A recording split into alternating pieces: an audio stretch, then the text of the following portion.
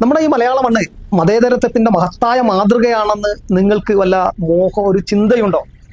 അങ്ങനെ വല്ല മിഥ്യാധാരണ നിങ്ങളെ മുന്നോട്ട് നയിക്കുന്നുണ്ടോ? എങ്കിൽ നിങ്ങൾ ഒരൊറ്റ കാര്യം ചിന്തിച്ചാൽ മതി. BJP അകറ്റി നിർത്തുക, അതാണ് മതേതരത്തിന്റെ മഹത്തായ മാതൃക എന്നാണല്ലോ എല്ലാവരും പറയാറ്. ഒരേ ഒരു കാര്യം നിങ്ങൾ ചിന്തിക്കുക, ഒരു 10 സെക്കൻഡ്.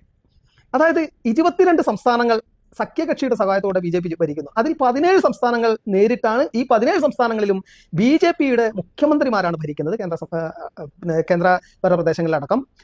അതുപോലെ 5 സംസ്ഥാനങ്ങളിൽ സഖ്യകക്ഷികളുമായിട്ട് ഭരിക്കുന്നു. ആന്ധ്രാപ്രദേശ് നമ്മളെ ചന്ദ്രബാബു നായിഡു ആയിക്കോട്ടെ, പുതുച്ചേരിയിൽ അങ്ങനെയുള്ള സഖ്യകക്ഷികളുമായിട്ടും ഭരിക്കുന്നു. ഇത്രത്തോളം ശക്തിയുണ്ട് BJPക്ക്.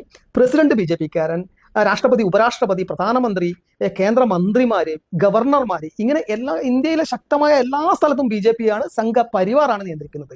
എന്നിട്ടും ഇന്ത്യയായി നിലനിൽക്കുന്നു. പക്ഷേ നിങ്ങൾ മതേതരത്തിന്റെ മഹത്തായ മാതൃക എന്നൊക്കെ പണക്കാട് തങ്ങളെക്കുറിച്ച്, മുസ്ലിം ലീഗിനെ കുറിച്ചൊക്കെ നിങ്ങൾ പറയാറുണ്ടല്ലോ.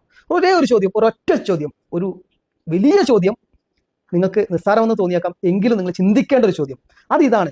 ഈ 22 സംസ്ഥാനങ്ങൾ BJPക്ക് പകരം ഭരിക്കുന്നത് മുസ്ലിം ലീഗ് ആയിരുന്നെങ്കിൽ, ഈ ഉപരാഷ്ട്രപതിയും രാഷ്ട്രപതിയും പ്രധാനമന്ത്രിയും ഗവർണർമാരും കേന്ദ്രമന്ത്രിമാരും ഈ സംസ്ഥാനങ്ങളിലെ മന്ത്രിമാരുമെല്ലാം, ഏറ്റവും അധികം MLA മാർ, ഏറ്റവും അധികം MP മാർ, ഇതെല്ലാം മുസ്ലിം ലീഗിനായിരുന്നു ഇന്ത്യയിലെങ്കിൽ ഇന്ത്യയായി നിലനിൽക്കുമോ? ഇന്ത്യ മതേതര രാഷ്ട്രമായി നിലനിൽക്കുമോ? ചോദ്യമായി ഇതാണ്. അതിനെക്കുറിച്ച് നിങ്ങൾ ആലോചിച്ചതിന് ശേഷം കേരളത്തിന്റെ മഹത്തായ മതേതര മാതൃകയെക്കുറിച്ച് പുളകം കൊള്ളുക. പറ്റുമെങ്കിൽ ആ മിഥ്യാധാരണയിൽ നിന്ന് പുറത്തു വരിക, യാഥാർത്ഥ്യം എന്തെന്ന് തിരിച്ചറിയുക. നന്ദി, നമസ്കാരം.